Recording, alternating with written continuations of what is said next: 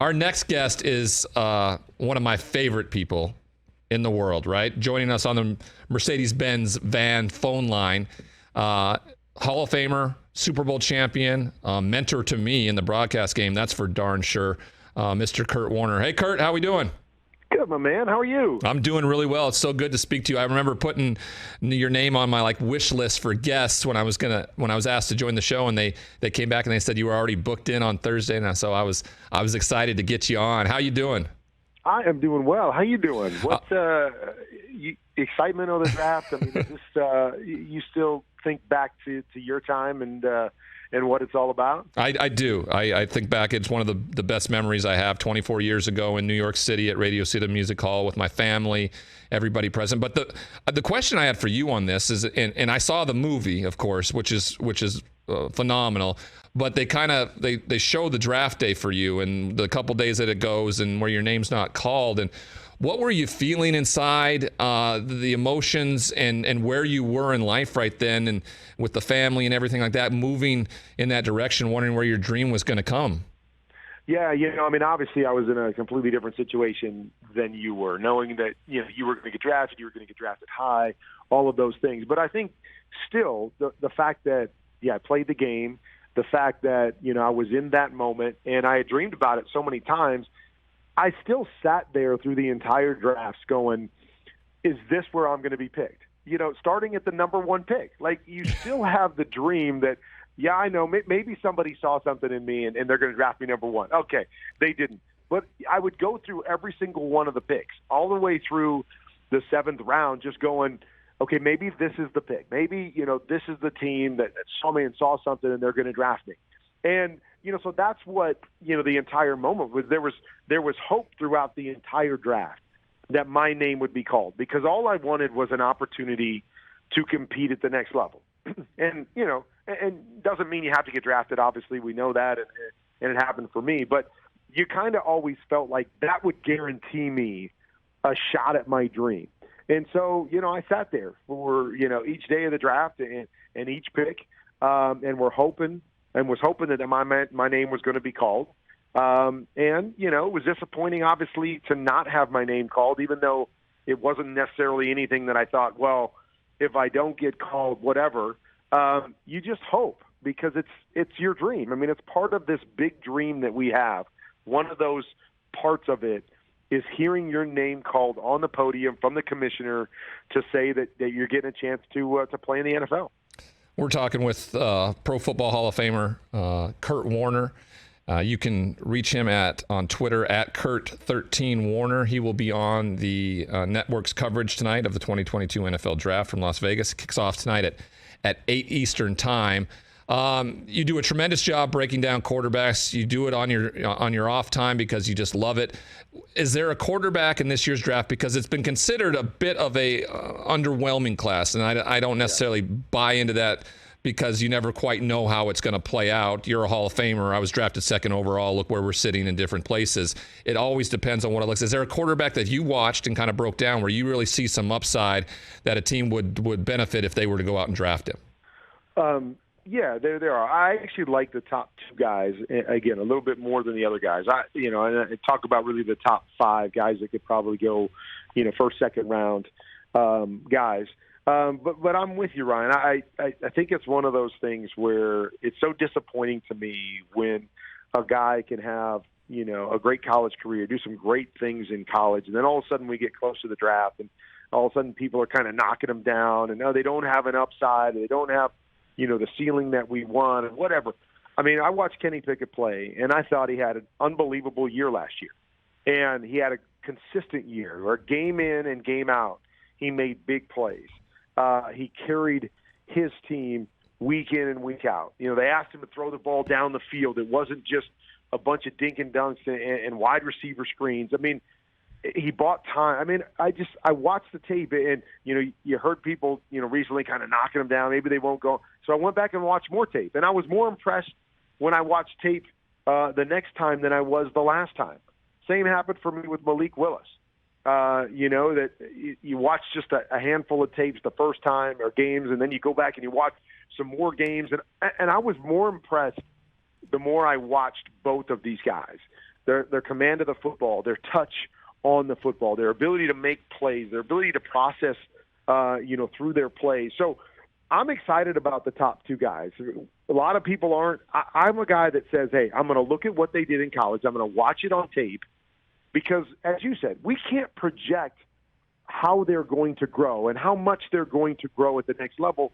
So all you can base it off of is watch their tape, watch them on a consistency basis, and if they were good at that level, I have to presume they're going to be able to take that and translate it to the next level, and then we'll see how great they become. So I really like the top two guys, that I watched in Willis and Pickett. The other three guys, I think, have more deficiencies and more questions about them for me than the top two. I think Sam Howell kind of intrigues me a little bit because when you watch him, he's got 3 years of really good tape, making a lot of big-time throws. He's maybe the most gifted thrower of all these guys, the most natural thrower of all of these guys. And so I'm intrigued by where he might go and what he might become at the end of the day. But I do believe you got some potential of some guys that could go to the next level and be stars. Yeah, I agree with you. Sam Howell has a ton of experience. There's a lot of quarterbacks in this year's draft that have a lot of experience, a lot of snaps, where a year ago kind of the guy that I thought might have a good shot but didn't have a lot of tape, didn't have a lot of exposure or experiences was Davis Mills, and he went on to have a tremendous year for the Texans this year. That's a big part of all this, right? The amount of snaps you get, because once you get to this level, they want you to be able to play as fast as you can, and the more snaps you have, the more experience you have, the better chance you're going to be able to absorb and be and articulate it on the football field. Well, and I think a lot of it has to do with how they're playing the game too, Ryan, is that I think that's something that is missed quite often because it's such a different game from college to pro.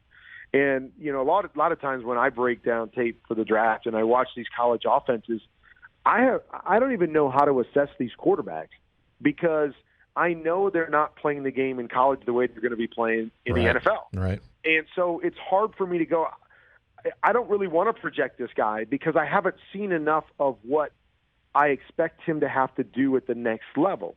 The guys that do that are the guys that, to me, are easier to assess. And you mentioned Davis Mills. I thought the same thing when I watched him.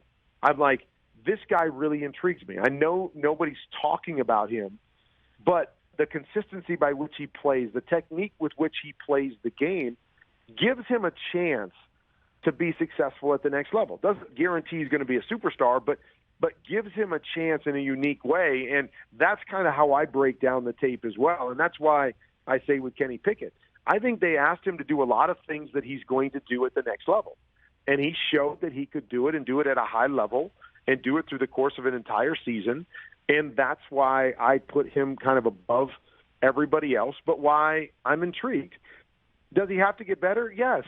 I mean, everybody Ryan, does. Nobody comes into the NFL as a great college quarterback and is automatically great not having to improve at the NFL level.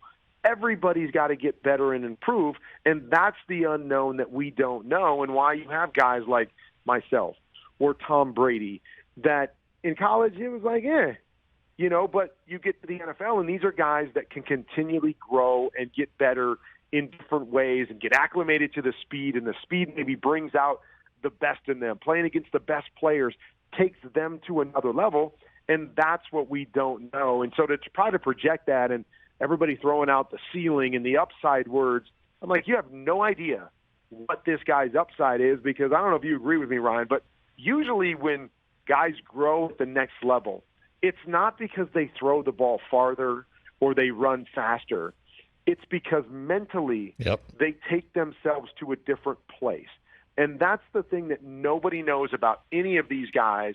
So when somebody says, I don't know what his upside is, well, yeah, because nobody does, because it's going to be what happens between his ears way more than it's going to be what happens with his feet or his arm or anything from a physical standpoint. And that all comes down to how you deal with failure at that level. And when expectations are high, if you're drafted really high, or if expectations are a little bit lower, if you're drafted towards the back of the NFL draft or in free agency, it's really how you deal with failure. And can you deal with it in a healthy, positive way? And those that are able to, usually are able to develop and get better because they see opportunity in the failure. They see it as an opportunity to do better the next time. And you exemplified that every move, every time you had an opportunity and took advantage of it. And these guys need to do the same.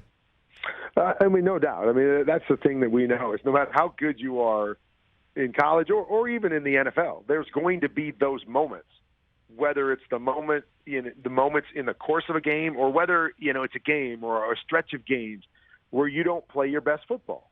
And to be able to work through that and to be able to hold on to your confidence through that, to know who you are in the midst of those failures so you can, like you said, learn through it. You not get tentative and go, oh, my gosh, I just threw an interception. Yep. Now I better throw my check down the next 10 throws so I don't look really bad if I throw another interception. The ability to go, I understand why I threw the interception.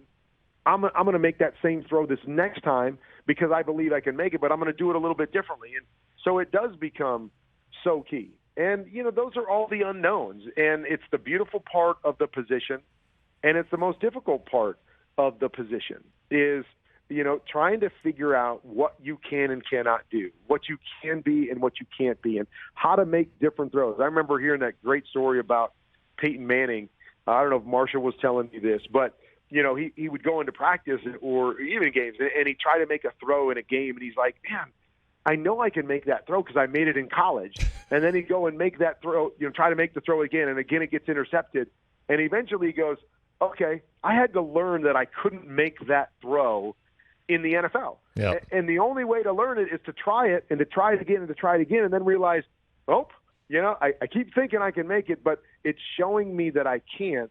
And I wasn't afraid to try, but now I've learned what I am able to do and what I'm not able to do. And that becomes so key at this level. Again, another example, like Jameis Winston is a great example for me, is that he does so many good things reading plays and getting the ball to the right guy.